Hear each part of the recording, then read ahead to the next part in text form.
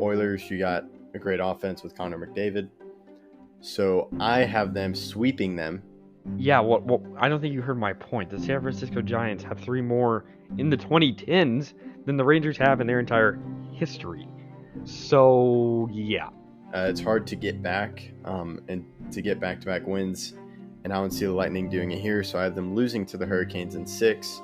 We don't talk about the 2010s because the 2010s had the Astros, and if the Astros didn't happen, the Yankees would have won in 2017 with the Dodgers. He was close to Frank Reich, and they want Frank Reich back, so that's what they got. It's their discount Frank Reich.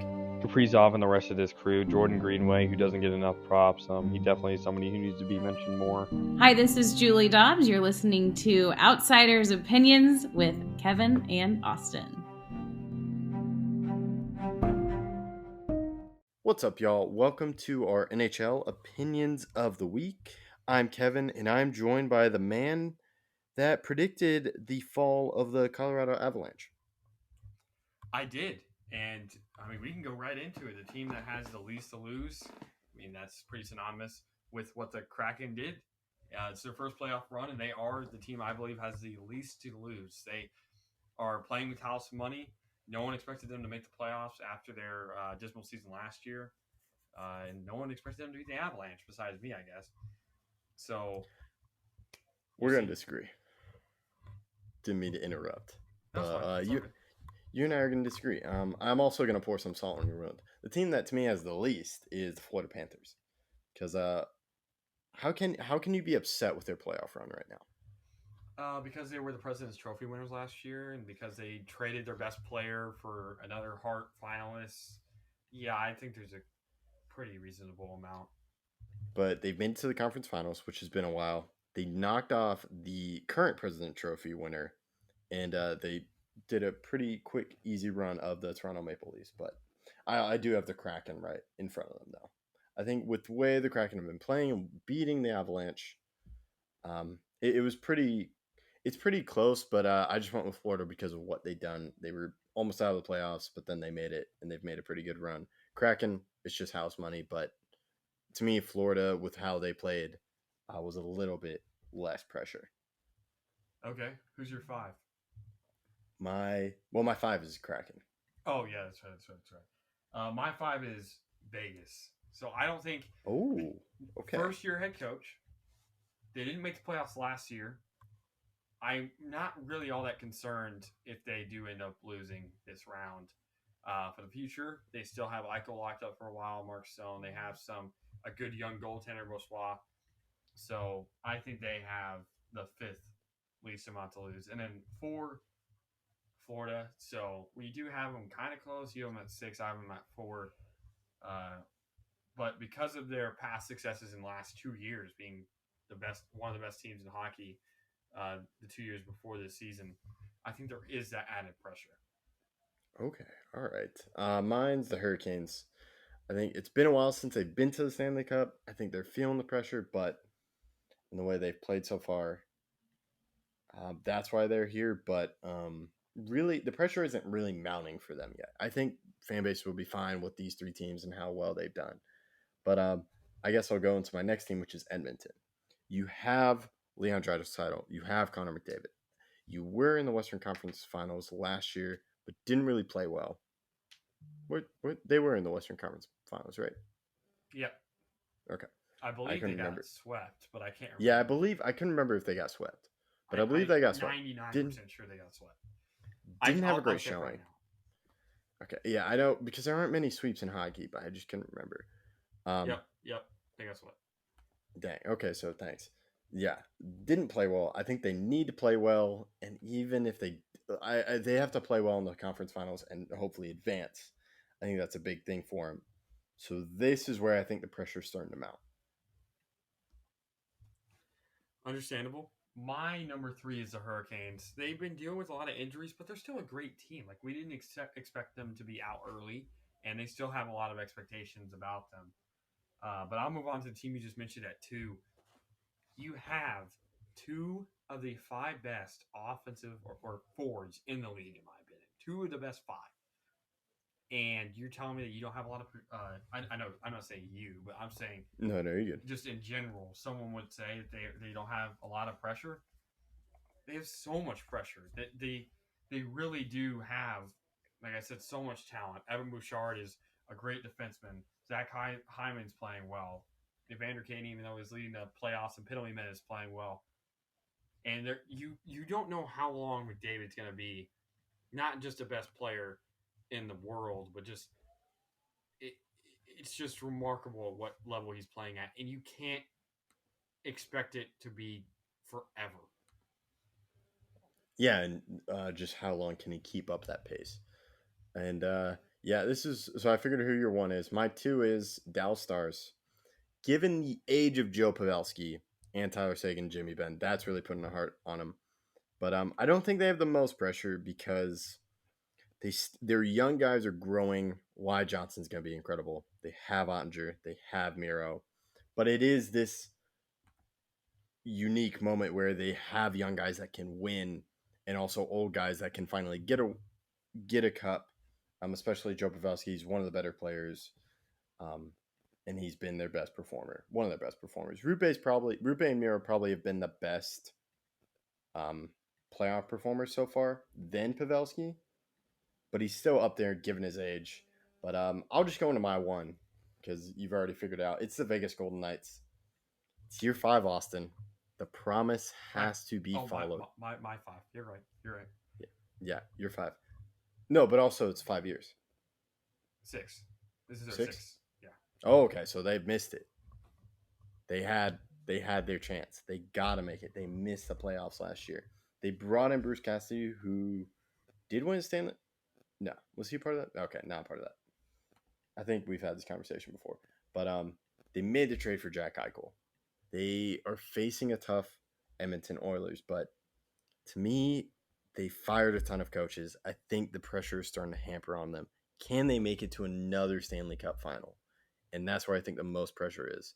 Where they have Eichel signed, but just how much longer can they keep it up? To me, they're always trading.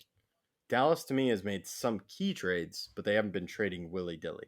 They haven't been going out and signing, trying to get big names like Jack Eichel. Well, this is where we're going to get to my point. My number one, Dallas Stars. You trade for Dadonov, who has 8 points his playoffs. Number is 6th for the Stars. Are you going to be able to bring him back? Then you get Domi, who's number 4 with the Stars, tied for 3rd actually with 10 points. Ben, who's having, like you said, the Benazons. The Benazons. It's courtesy of Razor. It's a Razor.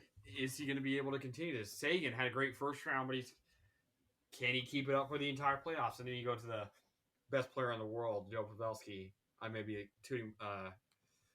He's one of my favorite players ever. So he's great. Seeing him play well is not something that I hate to see. But can he keep it up? It's impossible. He has 9 points, Kevin, in 6 playoff games. In one of those playoff games, he was hurt. So in 5 playoff games, in this series, he has 8 points, 7 goals in one series. Like, can he keep this up? You don't know how long. It's just the effect. Yes, do they have great talent? Sure. But this is really the point I want to hammer down.